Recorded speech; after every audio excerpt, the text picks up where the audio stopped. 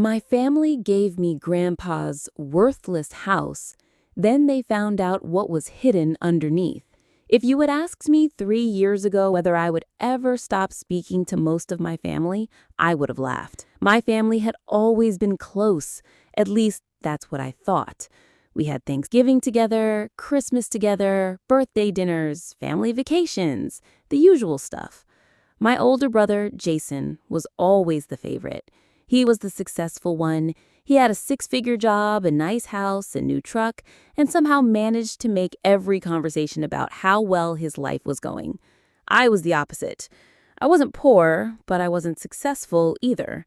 I worked as a maintenance supervisor at a small manufacturing company. I made decent money, paid my bills, and lived a pretty ordinary life. My parents constantly compared us. Jason bought another rental property. Jason just got promoted. Jason is really going places. And whenever they talked about me, it was usually something like, "At least you're dependable." I used to joke about it, but deep down, it bothered me. Then my grandfather died. Grandpa Henry was the one person in my family who never compared me to Jason. He treated us differently. Not better, not worse, just differently. He understood that Jason liked money and status, and he understood that I liked fixing things: cars, furniture, old appliances, houses, anything broken. Grandpa used to say, "Some people are good at making money. Other people are good at making things last." I never understood why he said that so often, until after he died. The funeral was on a cold Saturday morning. Everyone was there. My parents, Jason, his wife Melissa, a few cousins, and, of course, me. After the funeral, we went back to my parents' house. Nobody talked much. Then my dad finally said, "Your grandfather's estate is being settled next week." Jason immediately asked, "Did he leave a will?" Dad nodded, yes. Jason smiled. I remember noticing that smile. It wasn't a sad smile. It was the smile of someone expecting to win something. A week later, we all met with Grandpa's attorney. There were several envelopes on the table. The attorney explained that Grandpa had left some cash to various family members, a few investments, some personal belongings, and then came the property. Grandpa owned a farmhouse about 40 minutes outside town. It wasn't anything impressive. The house was old, the roof needed work, the kitchen looked like it hadn't been updated since the 1980s. There was an old barn behind it. The driveway was cracked. The property had been sitting mostly unused for years. The attorney looked at Jason, then at me, then he read the important part. "The farmhouse and the surrounding 12 acres are being left to," he paused, "Michael." That's me. Nobody spoke. I honestly thought there had been a mistake. I looked at the attorney. "Michael as in me?" He nodded. "Yes." Jason laughed. Actually laughed. He leaned back in his chair and said, "You've got to be kidding me." My mother immediately looked uncomfortable. My father cleared his throat. "There is probably a reason." Jason shook his head. "That place is basically a dump." The attorney didn't respond. Then Jason looked at me. I didn't know I was getting it. He leaned forward. "Seriously, Mike, I'll take it off your hands." I said, "I just found out I own it." He smiled. "Exactly. You don't know what you're doing with property. I'll give you $30,000 for it." The attorney looked up. "Mr. Carner, I suggest you wait before making any decisions." Jason ignored him. $40,000. I stared at him. "Why do you want it?" He laughed. "Because it's 12 acres, genius." That was the first time I realized something. Maybe the house wasn't worthless. Maybe I just didn't know why yet. After the meeting, my mother pulled me aside. "Michael, you should really consider selling it to Jason." "Why?" "Because he knows real estate." I looked at her. "Mom, you just called it a dump." She sighed. "I mean, it's not exactly a place you'd want to live. I wasn't planning on living there. then sell it. I told her I'd think about it. I didn't. Instead, the next morning, I drove out there. I hadn't been to Grandpa's farmhouse in almost 10 years. When I pulled into the driveway, I immediately understood why everyone thought it was worthless. The grass was overgrown. The porch was leaning slightly. One of the windows was cracked. The paint was peeling. The barn looked like it might collapse during the next storm. I unlocked the front door. The smell hit me immediately. Dust, old wood, and something damp. I walked inside. Everything was exactly how I remembered it. Grandpa's chair, his old television, the wooden dining table where we'd eat Thanksgiving dinner. His workshop was still in the garage. I spent nearly 2 hours walking around. Then I noticed something strange. There was a locked door underneath the stairs. I had never seen it before. I tried the handle, locked. I called my dad. Do you know what's behind the little door under Grandpa's stairs? There was a long silence. Then he said, No. That answer bothered me. You're sure? Yes. I hung up. I found an old key ring in Grandpa's workshop. They were about 20 keys.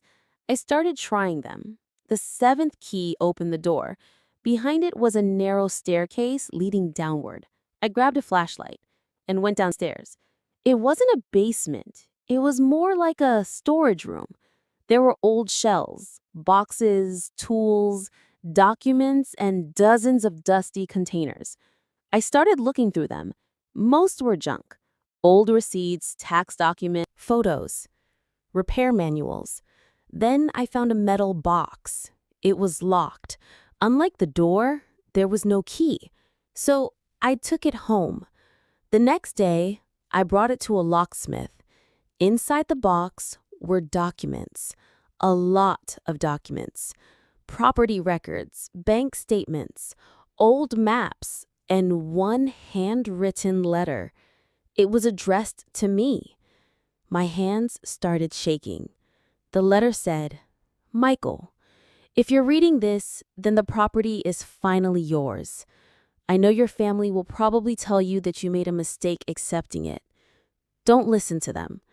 There is more to this property than anyone in the family knows. I kept it hidden because I wanted to see who truly cared about the land and who only cared about its value.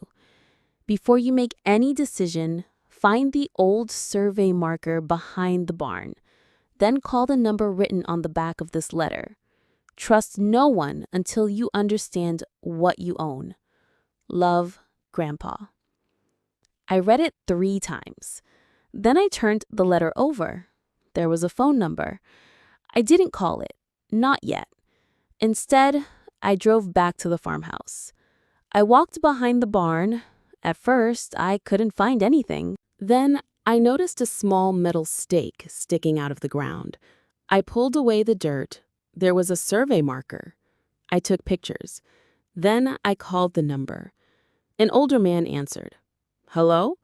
I said, Are you Mr. Walker? Silence. Then he said, Who is this? My name is Michael Carter. Another silence. How did you get this number? My grandfather gave it to me. His voice changed. Henry died. Yes. He sighed. I was wondering when you'd call. I asked him what was going on. He told me he couldn't explain everything over the phone. He asked me to meet him at his office. The next morning, I drove there. Mr. Walker was a retired surveyor. He pulled out an old map. Then he showed me something that completely changed my understanding of the property. The 12 acres Grandpa left me weren't actually 12 acres. They were closer to 18. The original property boundary had been incorrectly recorded decades earlier, and 6 acres had been accidentally excluded from the modern property records. Those 6 acres bordered a major highway. Mr. Walker explained that a commercial developer had been trying to buy land in that area for years. A new shopping complex was planned nearby. My grandfather had apparently refused every offer. I asked, How much is the property worth? Mr. Walker looked at me. That's complicated. Give me a number. He finally said, potentially several $1 million. I almost fell out of my chair. Millions? He nodded. But there's a problem. What? Your family doesn't know about the corrected boundary. I immediately understood why Grandpa had written that letter. I went home and didn't tell anyone. For the next 2 weeks, I quietly hired an attorney and a licensed surveyor. The survey confirmed everything. The property was significantly more valuable than anyone thought. And then, things got weird. Jason started calling me every day. Have you made a decision? No. You really should sell it. I know. I'll give you 60,000. I laughed. Yesterday it was 40. That's because I like you. Right. He got angry. You have no idea what you're doing. I'll figure it out. He hung up. A few days later, my mother called. She said, Jason is really upset. I said, that's unfortunate. He thinks you're being selfish. Why? Because you're holding on to property you don't even want. I said, maybe I want it.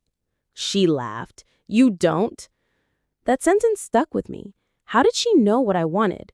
Then she said something else. Your grandfather would have wanted the family to benefit. I replied, if that's true, why did he leave it to me? She didn't answer. The next morning, I received a message from Jason. Final offer, $100,000, take it or leave it. I stared at the screen, then I typed, no. He responded immediately, you're making a huge mistake. I wrote, maybe. He didn't reply. 3 days later, someone broke into the farmhouse. Nothing valuable was stolen. The television was still there. The old tools were still there. Even the few pieces of antique furniture were untouched. But the metal box was gone. The one with Grandpa's documents. I called the police. Then I called my attorney. He asked me one question. Did anyone know about the documents? I said, only my family. That was when I started getting suspicious. I checked the security camera I had installed. The footage showed a truck arriving at the farmhouse at 2:14 in the morning. I couldn't see the driver's face, but I recognized the truck. It belonged to Jason. I confronted him. He denied it. You think I'd break into Grandpa's house? Your truck was there. I wasn't driving it. Who was? I don't know. I told him I had the footage. He became quiet. Then he said, Mike, listen. I'm listening. You don't understand what's happening. What does that mean? He said, Grandpa knew. Knew what? The developer. I froze. Jason continued. Grandpa had been negotiating with them for years. I asked, how do you know? He didn't answer. I asked again, Jason, how do you know? Finally, he said, because Dad told me. I called my father. He denied everything, but I could tell he was lying. So I met with my attorney again. We started digging into the property history. That's when we found something even bigger. The developer had already made an offer to Grandpa. Not once, not twice, 5 times. The last offer was $2.8 million. Grandpa rejected it. Then the developer made a deal with someone else, someone who claimed to own part of the land. My attorney looked at me. Who owns the neighboring 6 acres according to the county? I told him. He showed me the documents. The name was my father's. My father had somehow acquired the 6 acres years earlier, but here's the problem. Those 6 acres were actually part of Grandpa's original property. My father had filed paperwork claiming they were separate, and Grandpa had spent years fighting it. Suddenly, everything made sense. My father wasn't surprised when I inherited the farmhouse.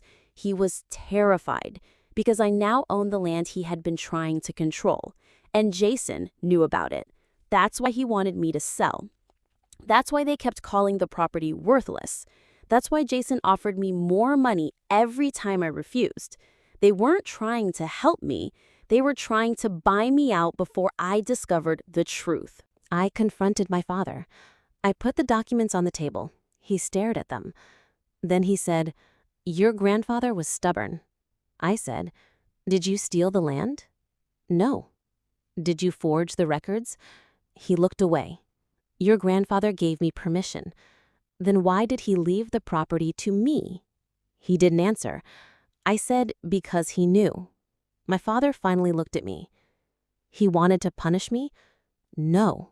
I shook my head. He wanted to make sure I knew the truth. My father stood up. You have no idea what you're doing. I smiled. That's what Jason said. For the first time, my father looked scared. The legal battle lasted almost a year. The county investigated the property records. The old survey was accepted. The 6 acres were officially recognized as part of Grandpa's original property. My father's claim was invalidated. And then the developer came back. This time, they didn't offer $2.8 million. They offered $4.1 million. I turned them down. Not because I didn't want the money, but because I remembered Grandpa's letter. Trust no one until you understand what you own. I decided to keep the property. I renovated the farmhouse, repaired the barn, restored Grandpa's workshop, and turned the land into something useful. Part of it became a small community garden.